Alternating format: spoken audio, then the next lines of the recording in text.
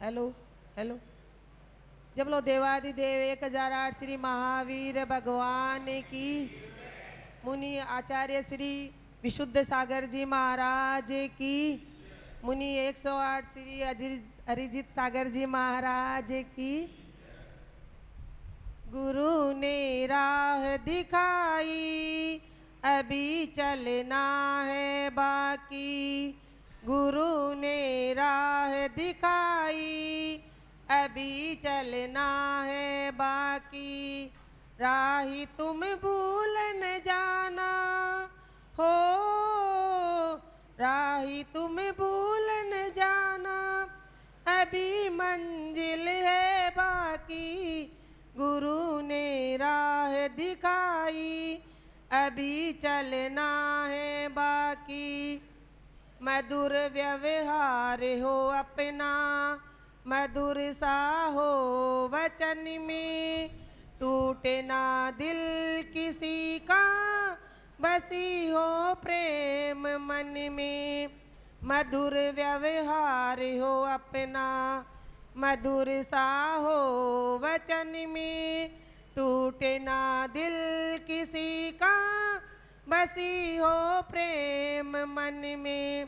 क्षमा का पाठ पढ़ा है हो, क्षमा का पाठ पढ़ा है, अभी सहना है बाकी। गुरु ने राह दिखाई, अभी चलना है बाकी। गुरु ने राह दिखाई, अभी चलना है बाकी।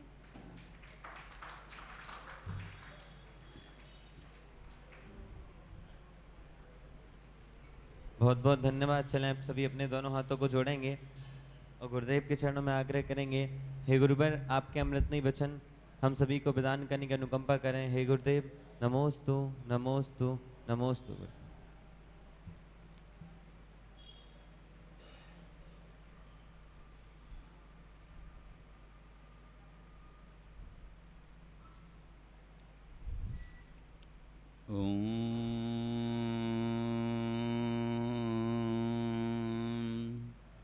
नमः सिद्धेभ्यः।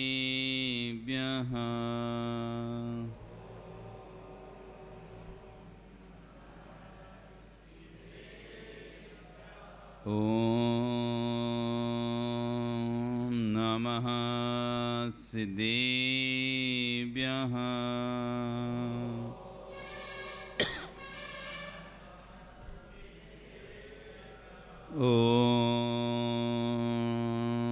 नमः सिद्धेभ्यः।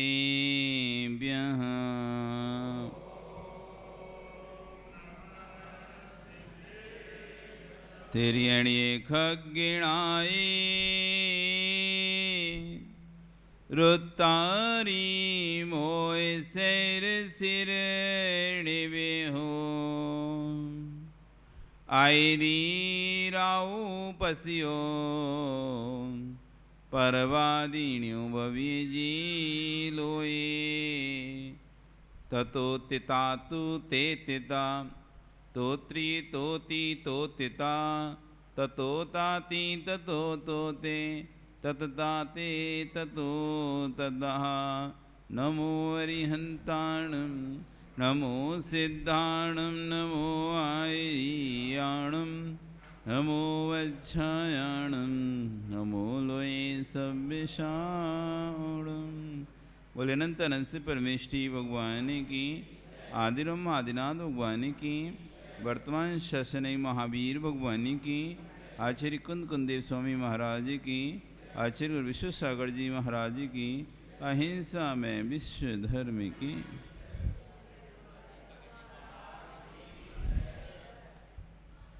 भवबंधु, वर्तमान शासन नायक वर्धमान स्वामी के शासन में हम सभी विराजते हैं। तीर्थंकर जिनेन्द्र देव की पीयूषवाणी मनीषो जगत कल्याणी है। आज आचार्य भगवान विश्व सागर जी महाराज रहन ग्रंथ पर सागर अनगार धर्म देशना को देते हुए बहुत ही सुंदर और बहुत ही महत्वपूर्ण बात को यहाँ पर कह रहे हैं। जो अभी तक हमने सोच के और सुन के रखा है उससे कुछ हटकर सुनने की यदि आपको इच्छा है तो आपको आचार्य विश्वसार जी के ग्रंथों को पढ़ना चाहिए। उनके ग्रंथों में अमृत है, अमृत।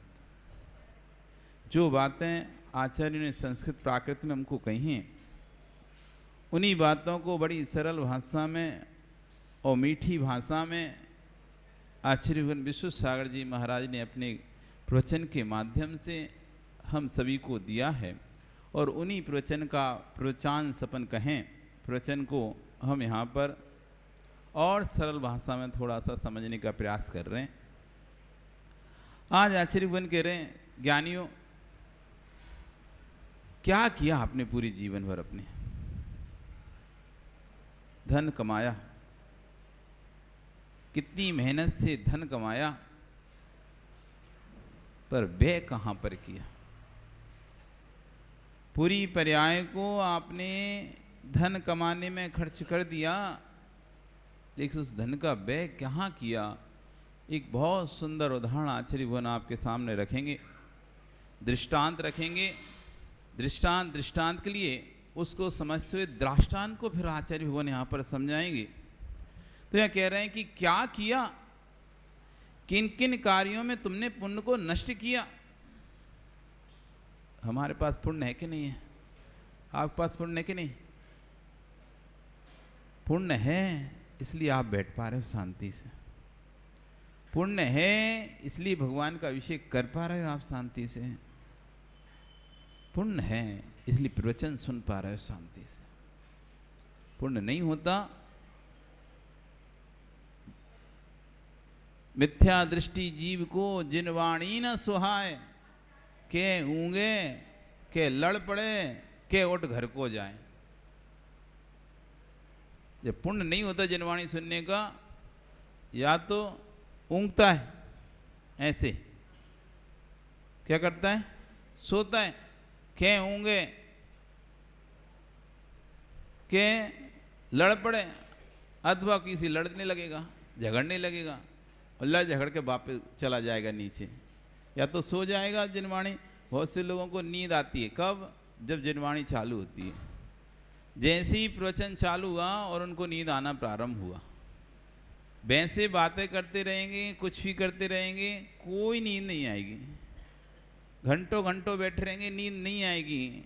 लेकिन जैसे ही प्रवचन प्रारंभ होता है और झोंका आना प्रारंभ हो जाता है, ये क्या है? इनके पाप कर्म का तीव्र उदय। जिनवाणी कान में नहीं जा पा रही है, के ऊँगे अथवा कोई बहस करने लगे वहीं पे और लड़ू के नहीं लड़ने लगे तो भी जिनवाणी दिमाग में नहीं, या फिर उठ के नहीं, भैया आप जिनवाणी के समय अब घर जाते हैं। जब से बैठे थे आप देखो, कोई भी कार्यक्रम आप देखते हैं, फंक्शन आदि देखते हैं, वैसे बैठे रहेंगे, बातें चलती रही, बैठेंगे, और जैसे ही सभापति कहे अब जिनवाणी शुरू होगी, सो एक एक करके धीरे धीरे खिसक लेंगे। कौन सुनेगा जिनवाणी? कौन सुनेगा जिनवाणी? बस कपूर जी दिखेंगे के और दो चार और साथी। कितने बैठते हो आप जब प्रवचन वगैरह होता है? तो पर्यूषण में अभी तो खैर बहुत थे, लेकिन सामान्य से जब पर्यूषण में आरती के बाद सांस्कृतिक कार्यक्रम के बीच में, आरती और सांस्कृतिक कार्यक्रम के बीच में पर्यूषण में पंडित जी आते होंगे, उनके प्रवचन होते होंगे, तो कितने लोग रहते होंगे? है गिनती के 10, 20, 25, 30, और वैसे पूरा हॉल भरा रहता है।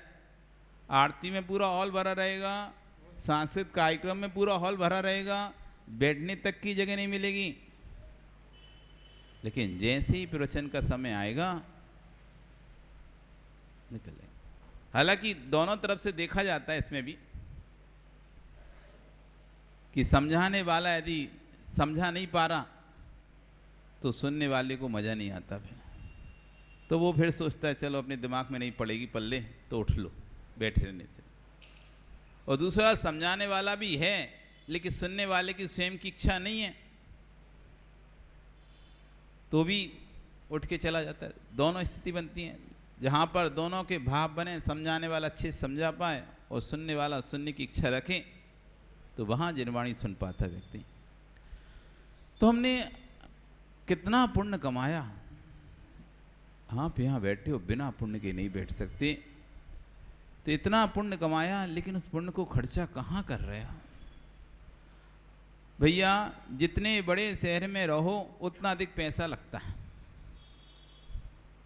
जितने बड़े शहर में रहोगे शांतिलाल जी, उतना अधिक पैसा चाहिए पड़ता है। गांव में रहो तो कम पैसे में काम चल जाता है। भाई शहर में जाओ तो थोड़ा ज़्यादा लगता है। भाई मेट्रोपॉलिटन सिटी में जाओ तो और पैसा लगता है। भाई मेट्रो सिटी में चले जाओ और बड़ी बम्बई वगैरह में, दिल्ली में, तो और ज़्यादा पैसा की ज़रूरत पड़ती है। जैसा जैसा शहर बढ़ाते जाओगे वैसा वैसा पैसा लगेगा कि नहीं लगेगा? बढ़ता चला जाएगा। तो उतना अधिक पैसा चाहिए पड़ता है। शहरों में सुखमय जीवन उसी का है जिसके पास पैसा है, और जिसके पास पैसा नहीं है उनका शहर में रहना दुख में है। हर दिन दुखी रहेंगे वो। क्यों? बात बात पे तो पैसा लगता है। गांव में तो क्या है, सब्जी खरीदने गए, फ्री में मिर्ची ले आए, फ्री में धनिया डलवा लाए। खरीदे कि नहीं कभी सब्जी? 50 रुपए की सब्जी करी, उसमें धनिया फ्री। भैया थोड़ा धनिया डाल ही दे तो वो भी हाँ ठीक है, गांव का डाल देता है। लेकिन मॉल में तो क्या गए, शहर में गए तो वहाँ तो मॉल रखें, इतनी सी धनिया की डली भी उठाओगे तो 50 रुपया। वहाँ तो फिक्स है, वहाँ ऐसा नहीं कि थोड़ा सा फ्री। तो गांव में तो क्या है कि 10 रुपए की सब्जी खरीदता है तो आदमी 2 मिर्ची फ्री डाल के उठा लाता उसकी डलिया से। लेकिन शहर में 2 मिर्ची के भी 20 रुपए लग जाएंगे, पता चला 2 मिर्ची के भी 10-20 रुपए लग जाएं। तो कह रहे हैं जैसे जैसे शहर में व्यक्ति जाता है तो पैसे अधिक चाहिए पड़ता है, और जिसके पास पैसा नहीं है वो शहर में सुखी नहीं रह पाता, क्योंकि उसको हर बात बात पे तो पैसा लगना है, उस पास तो पैसा नहीं है। थोड़ी सी दूर जाना, सब काम दूर दूर हैं, कोई पास में है नहीं, पैदल जा नहीं सकते, गाड़ी चाहिए। मेट्रो सिटी तक भी, मेट्रो रेलवे तक या तब भी कुछ चाहिए, साधन चाहिए। तो हर चीज़ दूर है, तो कहते हैं हर काम में पैसा चाहिए। तो जिसके पास पैसा नहीं वो शहर में चला जाए तो दुखी रहेगा, दुख में जीवन जीता है। सुनो ध्यान से, हर वस्तु के लिए पैसा चाहिए पड़ता है कि नहीं? यहाँ तक कि तुझे अपने घर की नाली साफ करवानी पड़ेगी तो उसके लिए पैसा चाहिए। आपको अपने घर की नाली साफ करानी है, उसके लिए पैसा चाहिए।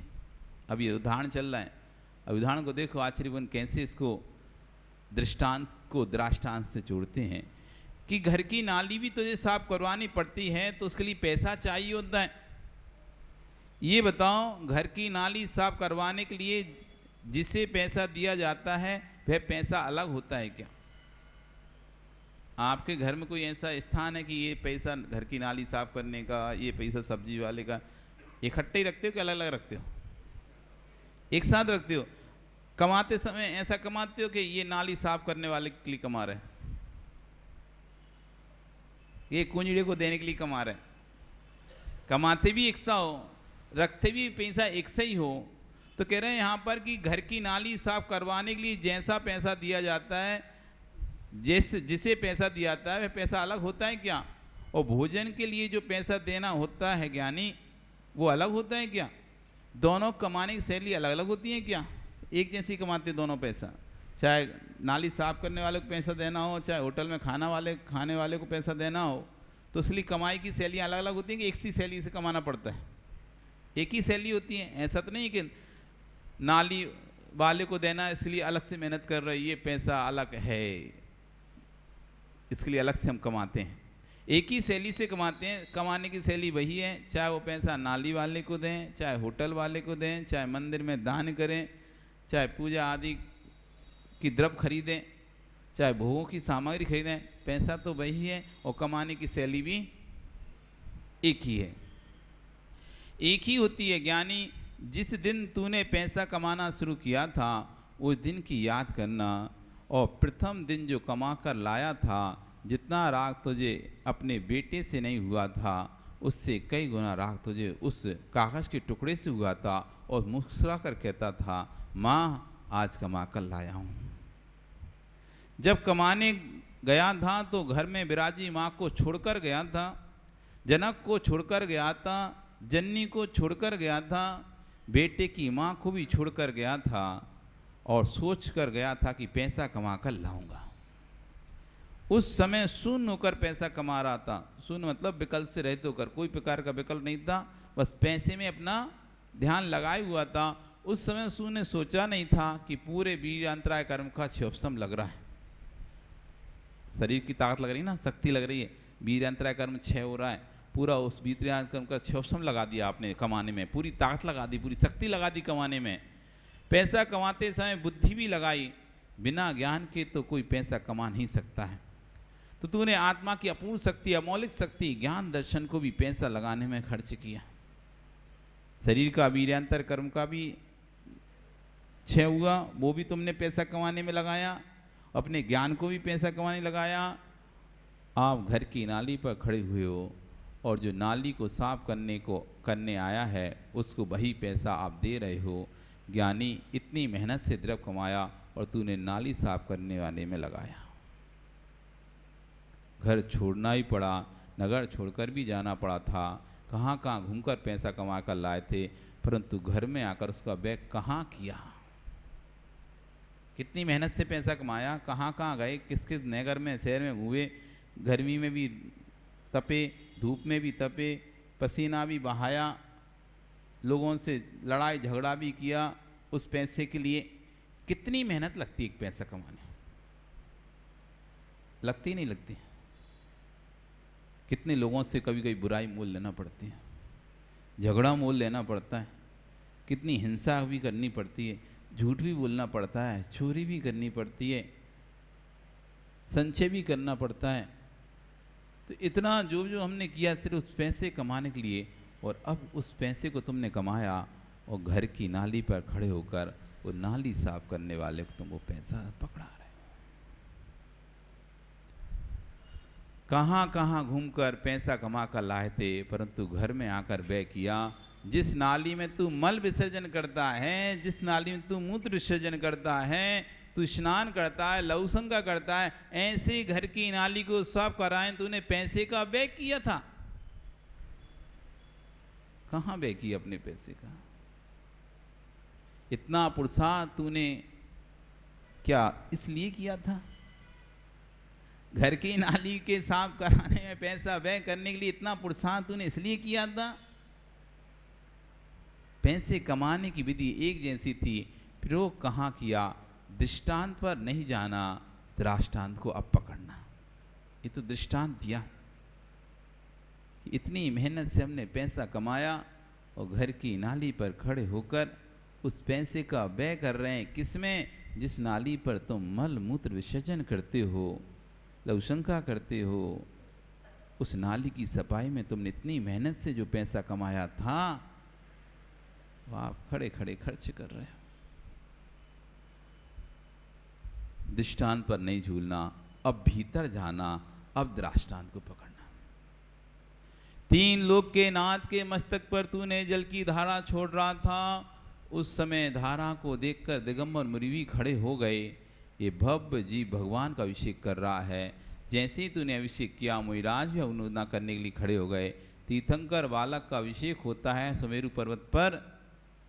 हरिवंश पुराण में आया है कि आकाश मार्ग से रिद्धिधारी मुनिराज जा रहे थे, उनके भी मन में आया, अहलाद आया, अहो सहज नियोग है, सौधर्म बिंद 170 तीर्थन को अभिषेक कर लेता है, मुझे आज पहली बार देखने को मिल रहा है। इन आँखों से वे खड़े होकर निहारने लगे। यद्यपि मुनिराज पूज्य होते हैं, बड़े होते हैं बालक तीर्थंकर से, परंतु जिन बालक हर समय ही महान होता है। मुनिराज वे अभिषेक को खड़े खड़े निहार रहे थे। निर्गंत के मुनि के हाथ पर ग्रास रखना, अहो दाता अहो पात, देखने वालों के भी हृदय गदगद हो जाते हैं। भैया सिंह, सुअर, नेवला, बंदर, इन जीवों ने भी मुनिराज को के हार देखे तो उनके मन की में भाव आए कि हे भगवान, काश मैं मनुष्य होता तो मैं भी मुनि के हाथ पर ग्रास रख लेता। भैया सुनो, जब तक तुम्हारे हाथ स्वच्छ हैं, शरीर काम कर रहा है, मन अच्छा है, तब तक निर्ग्रंथों के हाथ पर ग्रास रख लेना, अन्यथा कहीं सुअर, नेवला, बंदर आदि बन गए सिंह तो फिर देख ही पाओगे, दे नहीं पाओगे। भविष्य का भगवान ही भगवान का अभिषेक कर सकता है। अब यहाँ से अब सुनो, भविष्य का भगवान ही भगवान का अभिषेक कर सकता है और भविष्य का निर्गंथ ही निर्गंथ के हाथ पर ग्रास रख सकता है। जिसे भविष्य का भगवान बनना है वही भगवान का अभिषेक कर सकता है, और जिसे भविष्य का नारकी बनना है वो भगवान का अभिषेक नहीं करेगा। संस्कार यहाँ से पढ़ना शुरू होंगे। जिसे भविष्य में निर्गंथ मुद्रा को धारण करना है, इस भव में नहीं तो किसी भव में निर्गंथ मुद्रा पढ़े तो वही व्यक्ति निर्गंथ के हाथ पर ग्रास रख पाएगा। निर्गंथ को आहार दिए, अरिहंत का अभिषेक किया और पुण्य का द्रव्य संचित किया। अब यहाँ से आप सुनो कि आपने पैसा कमाया था कितनी मेहनत से। अब यहाँ कह रहे हैं कि आपने जो पुण्य कमाया कितनी मेहनत से कमाया होगा, निर्गंथ को आहार दिया होगा, अरिहंत के ऊपर अभिषेक किया होगा, तब जाकर तुम्हारा कोई पुण्य का संचय हुआ होगा। समय निकालकर राजेश तुम यहाँ आ रहे हो कि नहीं आ रहे? इस समय दे रहे हो नहीं दे रहे? सुबह उठना भी पड़ रहा है दिवस। अपने सोने का समय तुमने कम किया, अपने सोने के समय को छोड़कर यहाँ पर तुम अभिषेक करने के लिए आ रहे हो। इतना समय व्यय करके तुम कमा क्या रहे हो? पुण्य का ही तो संचय कर रहे हो ना, पुण्य को ही तो कमा रहे हो। तो कह रहे इतनी मेहनत करके जरा देखो तो निर्गंथ को आहार दिया, अरिहंत का अभिषेक किया, पुण्य का द्रव्य संचय किया, उस स्थान को जरा देख लो, मैंने द्रव्य इकट्ठा कहाँ किया था और अब द्रव्य का उपयोग कहाँ कर रहा हूँ। अब यहाँ देखो, जैसे पैसा आपने कमाया और नाली पर खड़े होकर आप व्यय कर रहे हो पैसे का, तो पैसे कमाया कैसे था और खर्च किस स्थान पर कर रहे हो। ऐसे तुमने इतना पुण्य का द्रव्य संचय करके रखा था, अब उसका व्यय तुम कहाँ कर रहे हो? भोगों की नाली में कर रहे हो कि भगवान की भक्ति में कर रहे हो? ये तो सत्य है। पूर्व भव में आपने तीव्र पुण्य किया है, थोड़ी सी कमी रह गई इसलिए पंचम काल में आना पड़ा। थोड़ी सी कमी रह गई उस पुण्य में, मायाचारी छल कपट हो गया इसलिए इस पंचम काल में आना पड़ा, नहीं तो पक्के में नहीं आते।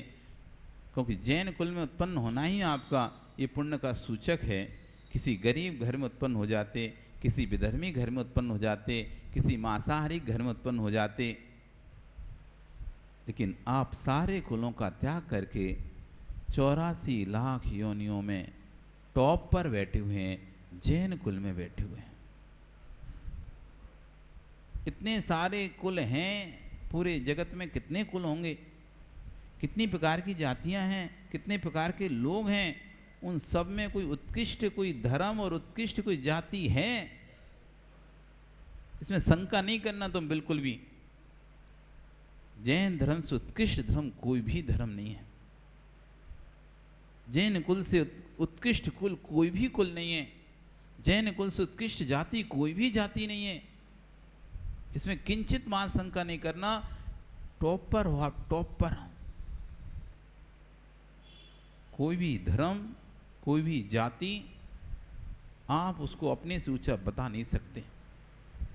कहीं ना कहीं वो आपसे नीचा ही है। आपके प्रभु के मामले में देख लो, आपके गुरु के मामले में देख लो। प्रभु गुरु तो छोड़ो, आपके श्रावक के मामले में भी एक श्रावक की चर्या है। जैन कुल के उत्पन्न में एक श्रावक की, यदि श्रावक व्यवस्थित श्रावक के अनुसार चर्या करे तो कोई भी धर्म का साधु उसकी आगे नहीं टिक सकता। एक व्रती श्रावक की जो चर्या है, उस व्रती श्रावक की चर्या में किसी भी धर्म का धर्म गुरु नहीं टिक पाएगा। फिर तो जैन साधु के आगे कैसे टिकेगा? जैन वृत्ति की आगे बात कर रहे हैं सिर्फ, जिसकी दो प्रतिमा हैं, ऐसा दो प्रतिमाधारी वृत्ति के सामने भी कोई भी संप्रदाय का धर्म गुरु नहीं ठहर सकता। उसकी चर्या उस दो प्रतिमाधारी वृत्ति से नीचे ही मिलेगी, तुमको नीचे ही मिलेगी। तो जब दो प्रतिमाधारी की मुकाबला नहीं कर पाएंगे वो, तो महावृत्तियों का मुकाबला तो कर ही नहीं सकते। कहीं भी चले जाओ, हमारे बीतराग दिगंबर मुनिराजों के सामने सारे धर्मगुरु अपना मस्तक होते हैं। जैन धर्म के आगे सभी धर्मों को अपना माथा टेकना पड़ता है। ये वो धर्म है, उत्कृष्ट धर्म है। उस धर्म में तुमने जन्म लिया है, जिस धर्म में जन्म लेने के लोग तरसते हैं, ऐसे कुल में, ऐसी जाति में, ऐसे धर्म में आपने जन्म लिया, इसमें कोई शक नहीं है कि तीर पुण्य तो है।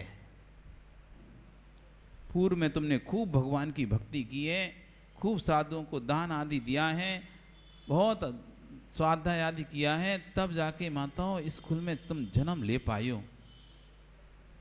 नहीं तो हर संभव नहीं है।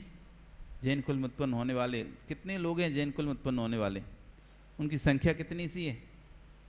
जैन कुल में उत्पन्न जीवों की संख्या कितनी है और अन्य कुल में उत्पन्न होने वाले जीवों की संख्या कितनी है? नगण्य है, नगण्य, बिल्कुल बहुत कम है आपके जैन कुल में उत्पन्न होने वाले जीवों की संख्या। लेकिन तब भी जैन धर्म का वर्चस्व है, जब भी तब भी जैन कुल का वर्चस्व है। तो पूर्व पुण्य द्रव्य का संचय परमेश्वर के चरणों में किया था। ऐसे पुण्य को द्रव्य को तू नष्ट कर रहा है तो 5 पापों में कर रहा है। तू कर क्या रहा है? अन्य के चरणों में इकट्ठा किया द्रव्य तू भोगों की नाली में लगा रहा है। यानी तूने कौन सा अच्छा काम किया? इतने पुरुषार्थ से प्राप्त द्रव्य को तू लगा कहाँ रहा है? ये सोचने वाली बात है कि हमने इतनी पुरुषार्थ से पूर्व भव में इतना पुण्य तो संचय किया था कि जैन कुल में मनुष्य पर्याय को प्राप्त कर लिए, लेकिन अब इस मनुष्य पर्याय का उपयोग हम कहाँ कर रहे हैं?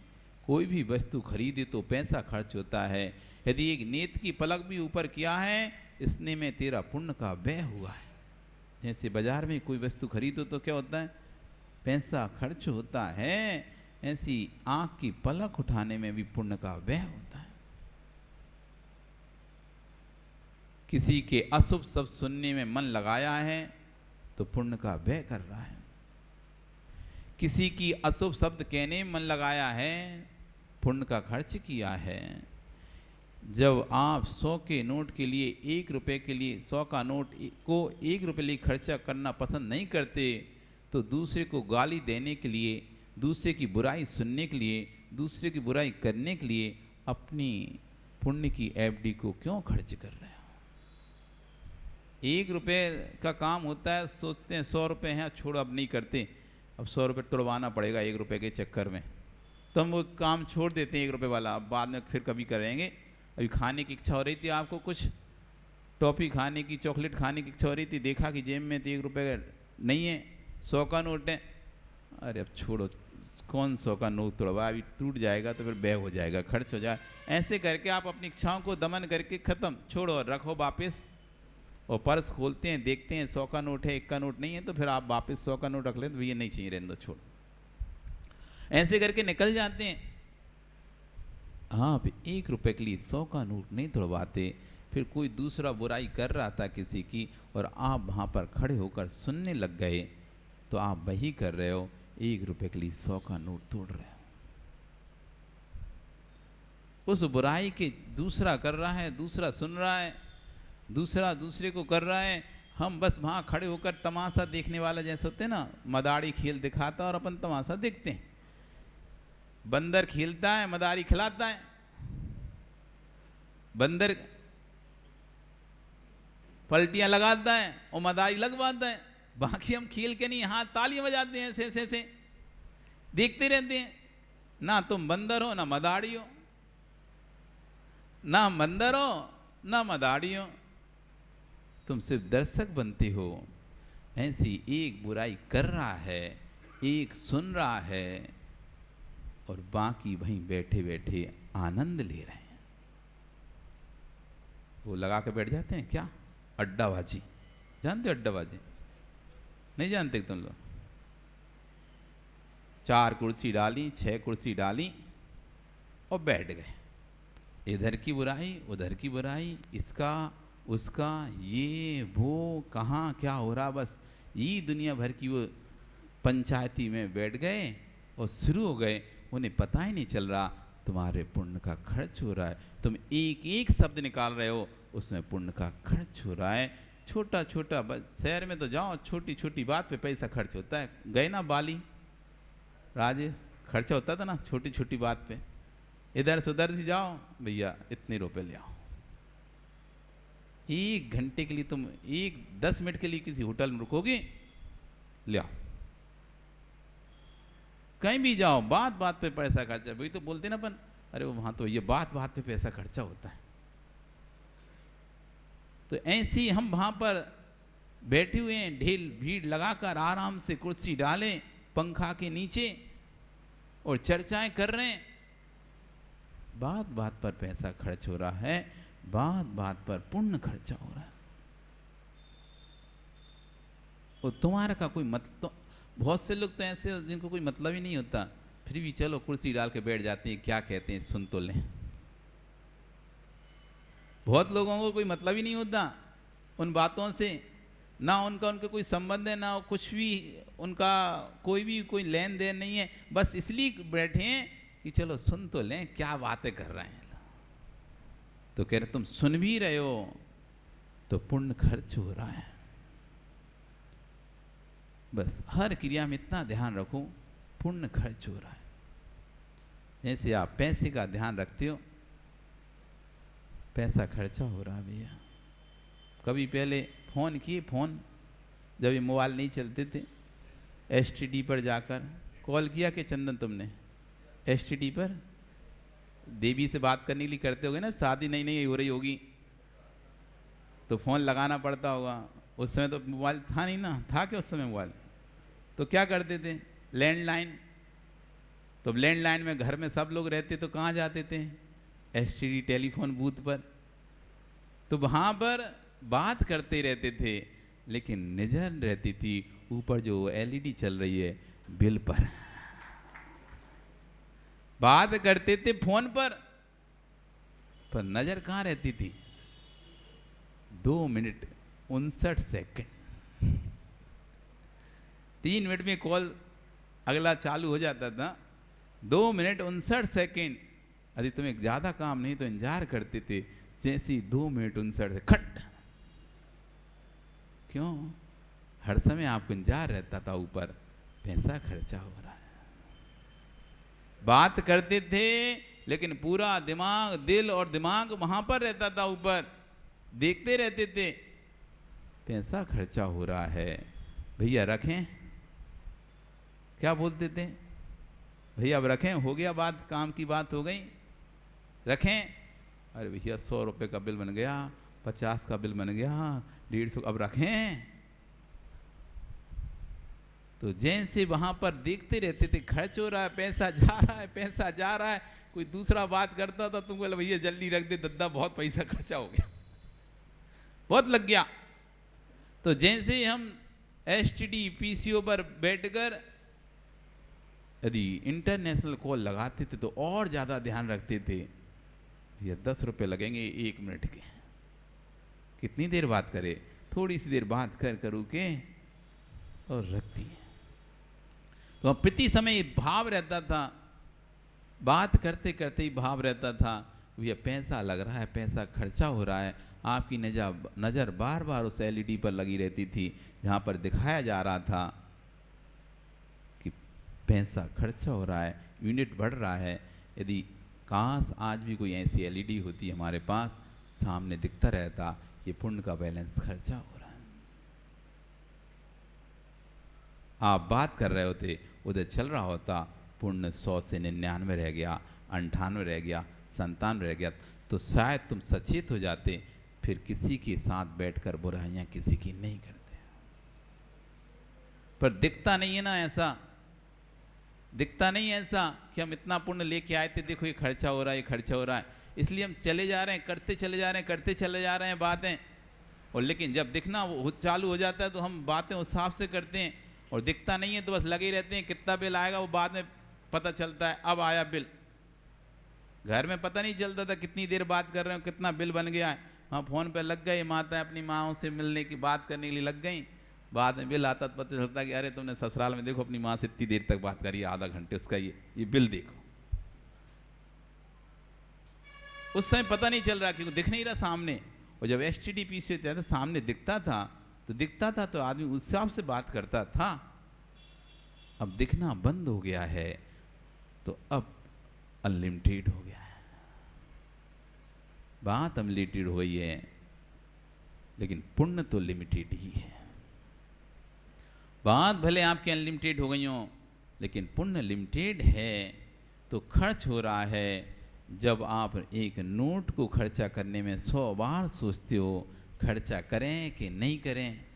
क्या नाम भैया आपका? आज ही आए हो क्या पहली बार? यहीं रहते हो?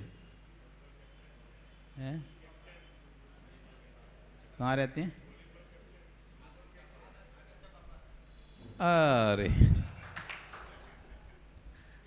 आदर्श के पापा, क्या बात है, क्या भागचंद जी? ओ सो रहे कि सुन रहे हो? आप भी जाते हो खेलने इस उम्र में, बेटे को भी लेके जाते हो, पोते को भी लेके जाते हो, आप भी जाते हो खेलने? आप नहीं जाते? अच्छा ठीक, कोई बात। क्या नाम है आपका? राजकुमार जी, वाह। तो राजकुमार जी, पैसे खर्चे करते हो कि नहीं करते? तो बिना सोचे समझे खर्चा कर देते हो कि सोचते समझ के खर्चा करते हो? सोचते हो। थोड़ा भी पैसा कहीं भी खर्चा करते हो तो सोचते हो। कोई कहे आपसे अरे इतने पैसा वाले हो, क्या सोचना, कर दिया करो खर्चा, तो आप क्या कहते हो? ऐसे कैसे खर्चा करते हैं? इतनी मेहनत से कमा रहे हैं, कोई ऐसी फालतू खर्चा करने के लिए थोड़ी ना कमा रहे हैं। इतनी मेहनत से पैसा कमाते हैं, दिन रात एक कर रहे हैं, ना तो भगवान का अभिषेक कर रहे हैं, ना साधुओं को आहार दे रहे हैं, ना जिरवाणी सुन रहे हैं, पैसे में लगे रहते हैं हम सुबह से लेकर शाम तक। ऐसे ही थोड़ी ना पैसा खर्चा कर देंगे। इतनी मेहनत दी है हमने इस पैसे में, तो आप कहते हो नहीं भैया ऐसा नहीं, सोच समझ के खर्चा करेंगे। इतने जीवन के निसेक उस पैसे में खर्चा करने में व्यय किए हैं, कमाने में व्यय किए हैं, तो सोच समझ के उस पैसे का हम व्यय करेंगे। ऐसी व्यय नहीं कर देते। ऐसी तुम पुण्य को, अपने पुण्य को ऐसी खर्चा कर रहे हो, सोचते भी नहीं हो कि तुम्हारा पुण्य कहाँ खर्चा हो रहा है। कभी सोचते हो क्या? जैसे पैसे को खर्चा करने से पहले सोचते हो पदम जी, क्या वैसा पुण्य को व्यय करने से पहले सोचते हो?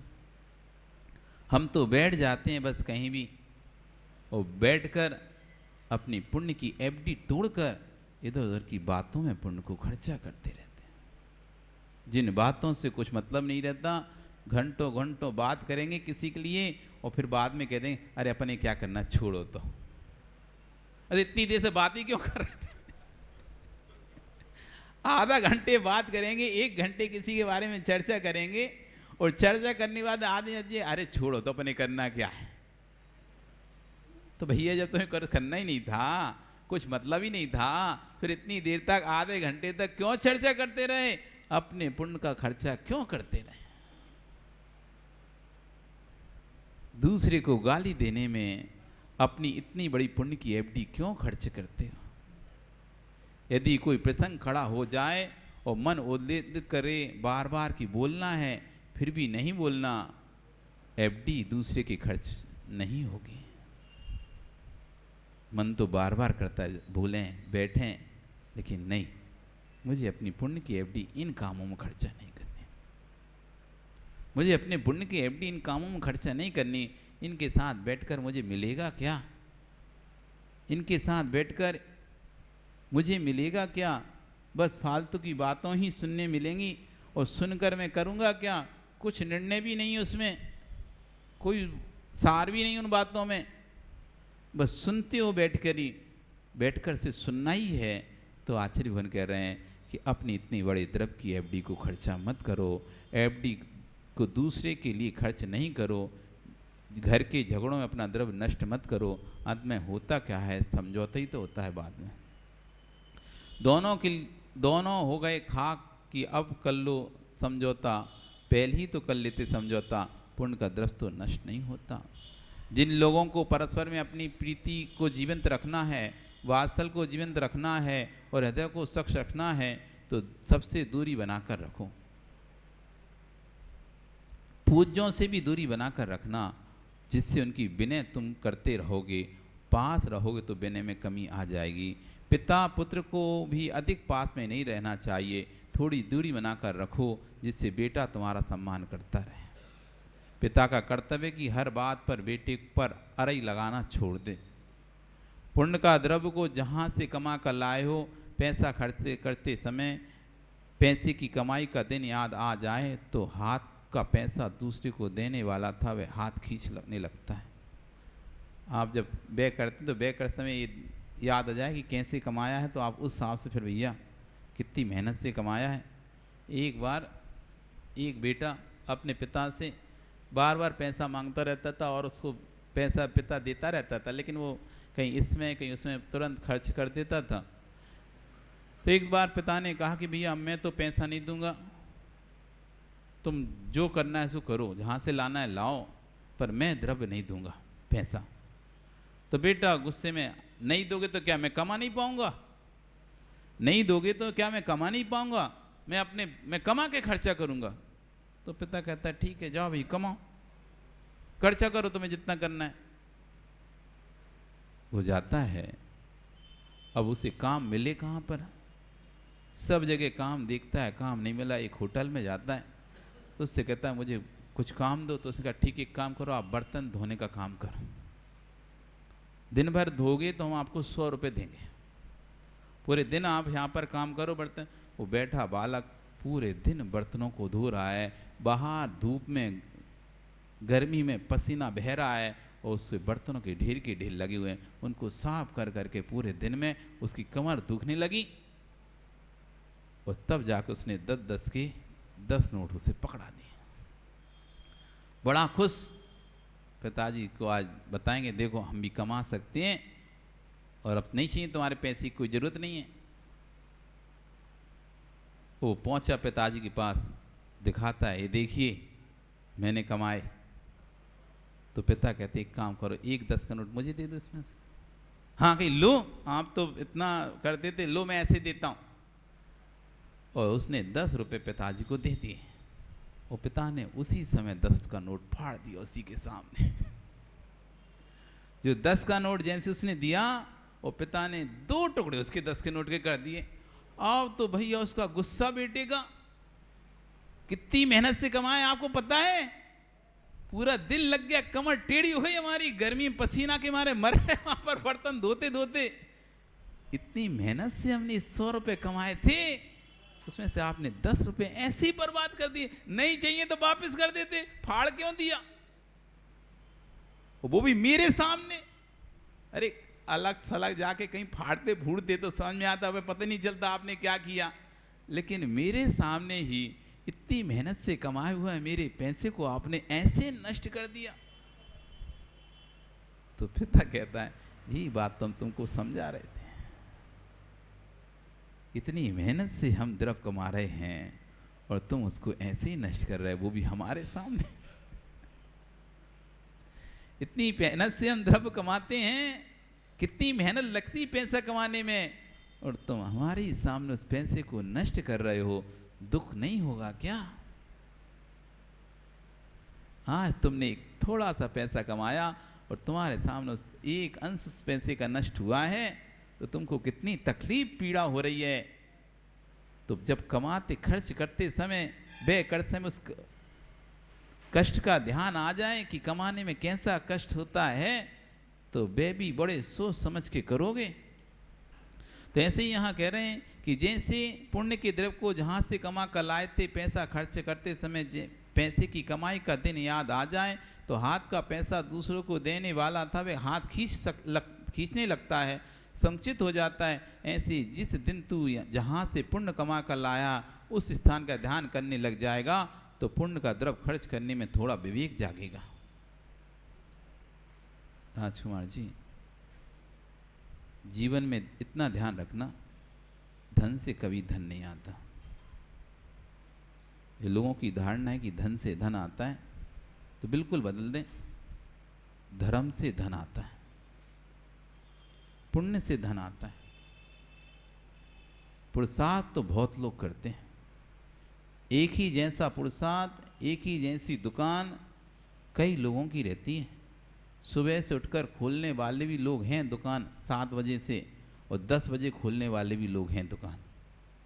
जो 7 बजे से खुलकर बैठा हुआ है उसको उतना द्रव्य का संचय नहीं हो रहा, जो 10 बजे खोल रहा उसको उतना द्रव्य का संचय हो रहा है। दिवस काय का व्यापार है आपका? व्यापार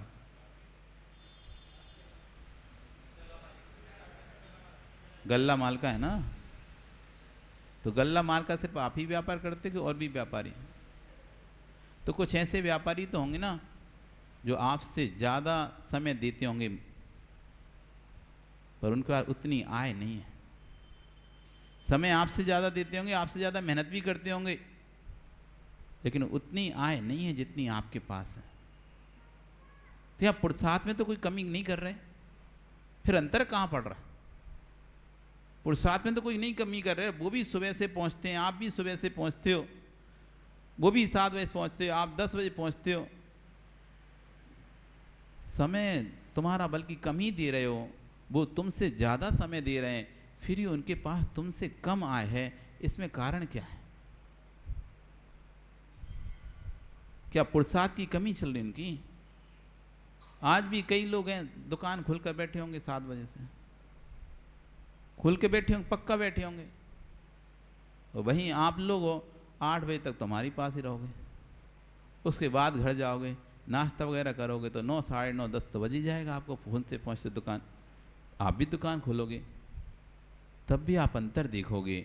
वो 7 बजे से बैठने वाला आज भी वैसा ही है जैसे पहले था, और 10 बजे दुकान खोलने वाले की बिल्डिंग पर बिल्डिंग बन रही है, बिल्डिंग पर बिल्डिंग बन रही हैं, गाड़ियों पर गाड़ी आ रही हैं, धन की वृद्धि हो रही है। तो ये धन से होती, पुरुषार्थ से होती। तो पुरुषार्थ तो तुमसे ज़्यादा तो भैया सुबह से उठ जाते हैं रिक्शा वाले, ये ठेले वाले, सिर पर टोकरी रखने वाले, तुमसे अधिक पुरुषार्थ करते हैं, लेकिन तब भी उनके पुरुषार्थ से पैसा नहीं आ रहा। पुण्य उतना ही है जितना पैसा आ रहा है बस। आपका पुण्य अधिक है कि 10 बजे भी दुकान पर जा रहे हैं तब भी ग्राहकों की लाइन लगी हुई है, एक 7 बजे से ही खोल के बैठा है तब भी कोई लेने नहीं आ रहा है। इसलिए धन के पीछे धर्म को मत छोड़ो, धन के पीछे धर्म को मत छोड़ो। धर्म है तो धन है, धर्म गया तो धन भी गया। धर्म है तो धन है, और धर्म नहीं है तो धन नहीं है। पूर्व का भोग है, बस जितनी दिन भोग लो, फिर उसका सब नष्ट। पूर्व का पुण्य का द्रव्य रखा है, जितने दिन तुम सोचो कि देखो वो तो मंदिर आता नहीं तब भी उसके पास बिल्डिंग पर बिल्डिंग बन रही है, वो तो कुछ करता नहीं, बिल्डिंग तब भी तन रही है, तब भी उसके पास खूब पैसा आ रहा है। ये पूर्व का द्रव्य रखा है पुण्य का, उससे उसको आ रहा है। जिस दिन वो पूर्व का पुण्य का द्रव्य खत्म हो जाएगा तो राजा से रंक बनने में देर नहीं लगेगी। बड़े बड़े लोगों को देखा कि नहीं, करोड़ों में खेलते हैं, करोड़ों में, फिर रोड़ों पर आते हुए देर भी नहीं लगती उनको। आप कहते हो अरे एक समय ऐसा था, इनकी बड़ी धाक थी, एक समय ऐसा था इनका सिक्का चलता था यहाँ पर, आज तो कोई कुत्ता तक नहीं पूछता। एक समय ऐसा था सिक्का चलता था, सिक्का धाक जहां पर बैठ जाए, जहां पर जो बोल दें फिर वैसे ही होता था। और आज तो भैया कोई पूछने वाला तक नहीं है इनको। हुआ क्या, ये पूर्व पुण्य के द्रव्य को खर्चा करते रहे, खर्चा करते रहे, खर्चा करते रहे। जब पूरा खर्च हो गया, अब कोई पूछने वाला भी नहीं उसको। ऐसे कई घर परिवार लोग दिख जाएंगे जिनकी पहले बहुत धाक थी, खूब पैसा था, अब सब रोड पर आ गए, अब कुछ भी नहीं है, सब नष्ट कर दी, बर्बाद हो गया। पुण्य का द्रव्य कमा रहे हो, ऐसी जिस दिन तू जहां से पुण्य कमा कर ला उस स्थान का ध्यान करने लग जाएगा, तो ये पुण्य का द्रव्य खर्चा करने में थोड़ा विवेक जागेगा। व्यर्थ का वचनालाप कर रहे हो, अपने पुण्य का क्षय कर रहे हो, व्यर्थ का सोच रहे हो, इसमें भी पुण्य का क्षय हो रहा है। व्यर्थ का सोचता रहता है व्यक्ति, दिमाग में लगाता रहता है, वो क्या सोचेगा मेरे बारे में, वो क्या सोचेगा। अरे कोई कुछ सोच ही नहीं रहा तुम्हारे बारे में, तब भी आप बैठे बैठे दिमाग में सोच रहा है वो क्या सोच रहा होगा मेरे बारे में, वो क्या सोच रहा होगा मेरे बारे में, वो ऐसा सोच रहा होगा, वो वैसा सोच रहा। अरे वो तो सोच रहा है कि नहीं सोच रहा वो तो छोड़ो, लेकिन तुम जरूर सोच रहे हो। तो तुम्हारा पुण्य का द्रव्य तो नष्ट हो रहा है। अपने घर में कोई वस्तु पुरानी रखी हो, वो वर्तमान उसकी प्राप्ति का कोई दूसरा उपाय नहीं दिखता है, तो क्या उसे बारिश में छोड़ दोगे?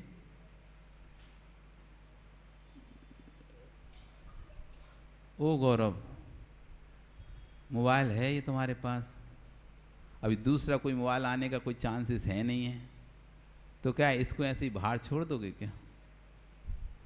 एक टूटी चप्पल भी है ना, आदमी उसे चलाता है जब तक दूसरी नई चप्पल आने का कोई चांसेस नहीं होता था। उसको भी कैसी पिन मिन लगा के टूटी गई बंदी, चप्पल की बंद तनी क्या कहलाती वो, पितन पीता जो भी होता है वो चप्पल में लगा रहता है, टूट जाता है तो अरुण क्या करते हो, नीचे पिन लगा के कभी लगाए, कभी चप्पल में पवन जी पिन लगाए कभी, देखो सही पकड़ा, चप्पल में पिन लगाकर चलाते हो, क्यों? अभी दूसरे कोई चांसेस नहीं है, यही चलाना पड़ेगा। तो उसको भी, टूटी चप्पल को भी आदमी घसीटता रहता है, उसको भी बड़े ध्यान से रखता है, छोड़ता नहीं कहीं, क्योंकि अभी दूसरे के चांसेस है नहीं है, अभी यही है, इसी को चलाना पड़ेगा। जैसे कोई नवीन वस्तु मिलने के जब कोई चांस नहीं होते, तो पुरानी वस्तु से ही माताएं काम चलाती रहती हैं। पुरानी साड़ी भी इसी को संभाल के रख लो, प्रेस प्रेस करके, जैसे भी करके धो धा के, अभी कोई नई तो आने वाली है नहीं है, इसी से काम चलाना पड़ेगा। तो जब तक नवीन वस्तु नहीं आती और या नवीन वस्तु की प्राप्ति कोई वो भी नहीं दिखाई देती आशा, तो हम पुरानी वस्तु से काम चलाते रहते हैं, उसे यूं ही बारिश में नहीं छोड़ देते, धूप में नहीं छोड़ देते, उसको सुरक्षित रखते हैं, कमरे में रखते हैं, अलमारी में रखते हैं। अभी पुण्य का कोई नया स्रोत समझ में नहीं आ रहा है, तुम्हें जितना तुमने संग्रहित किया है उसको ही सुरक्षित रख लो। तीर्थंकर है नहीं है तो ये संवत्सर में घूमे आए, चलो हाँ पुण्य का संचय, पुण्य के भी ज़्यादा संचय के स्रोत है ही नहीं है, बस गुरु और भगवान, बस इसके अलावा कहाँ जाओगे तुम पुण्य संचय करने? मंदिर और भगवान, मंदिर के में जाओगे अथवा गुरु के पास जाओगे, तीर्थ यात्रा जाओगे, बस उसके बाद कहाँ तुम पुण्य का संचय बताओ कहाँ का? तीर्थ यात्रा में मतलब भगवान के पास गए और गुरु के पास आए, यही दो ही तो साधन है। इसके अलावा तीसरा कौन सा साधन तुम्हें पुण्य संचय करने का दिखा, नया सोर्स दिख रहा हो? कोई नया स्रोत है ही नहीं है। तो इसलिए अपने पुण्य को सुरक्षित रख लो, भविष्य की याद है कि नहीं है, हर वस्तु को अच्छे से देखना प्रारंभ करो। भिखारी भी गली से निकले तो उसको देख लिया करो अच्छे से, सुंदर हष्ट पुष्ट शरीर वाले भी भीख मांगते मिल जाएंगे। फिर सोचना कि ये क्या हुआ, इसके साथ बुद्धि काम नहीं कर रही है, पुण्य क्षीण हो चुका है, इसने निर्माल का द्रव्य खाया होगा, धर्म का खाया होगा, गरीबों को सताया होगा। भिखारी को बिल्कुल भी शर्म नहीं होती है कि दरिद्री के सामने भी हाथ फैला देता है कि दे दो भैया, पैसे के दरिद्री हो जाओ तो टेंशन मत लेना, परंतु श्रद्धा से दरिद्री मत हो जाना, क्योंकि पंच परमेष्टि की श्रद्धा से ही पैसा आया था, पैसे से पैसा ना कभी आया था ना कभी आएगा। दासी के घर का दास बन लेना पसंद कर लेना, परंतु परमात्मा के प्रति श्रद्धा को मत छोड़ देना। इसलिए जितना आप कर सको कर लो, पैसा जितना कमाना है कमा लो, लेकिन पैसे के साथ साथ जो धर्म का स्रोत है, देव शास्त्र गुरु, उनके प्रति अपनी आस्था को बना के रखो। नगर में आए तो उनकी सेवा करो, भैयावृत्ति करो, आहार दान दो। नगर में रहते हो तो भगवान की भक्ति करो, अभिषेक करो। इतना तो कर ही सकते हो। जैसे राजकुमार जी सुबह से उठ के नहीं, आप बिल्कुल चिंता से क्या खेलने जाते हो? क्या खेलने जाते हो? वॉलीबॉल। और राजेश ना आए तो फिर क्या करते हो? राजेश ना आए खेलने तो क्या करते हो? फोन करते हो नहीं करते? कितनी चिंता है तुम्हें। जैसे वॉलीबॉल की चिंता है, ऐसी अपने पुण्य की चिंता हो जाए कि भैया व्यय हो रहा है, कहीं से तो आय शुरू करूं, कहीं से तो आय करूं। चलो कुछ नहीं, पूरे दिन भर में एक बार भगवान का अभिषेक कर लेता हूं, यहीं से आय प्रारंभ हो गई तो भी मेरा काम चल जाएगा। क्योंकि आय का एक भी स्रोत हमने बढ़ा लिया है तो नियम से हमारे व्यय पर नियंत्रण हो जाएगा। आय का स्रोत नहीं है और व्यय बढ़ रहे हैं, आमदनी अठन्नी और खर्चा रुपया, तो भैया कितने दिन चलेगा भैया बताओ तो। ओ चंद्र प्रकाश, समय देखो क्या हो रहा है। आपका कल फिर आओगे, पर्याय रही तो हम चर्चा करेंगे। बोली भगवान महावीर स्वामी की।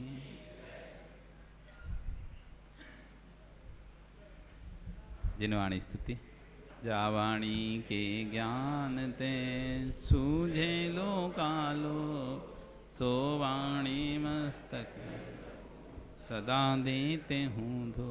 हे जिन वाणी भारती तो है जपो दिन रैन, जो तेरा शरणा गहे दिव्य बजू अरिहंत।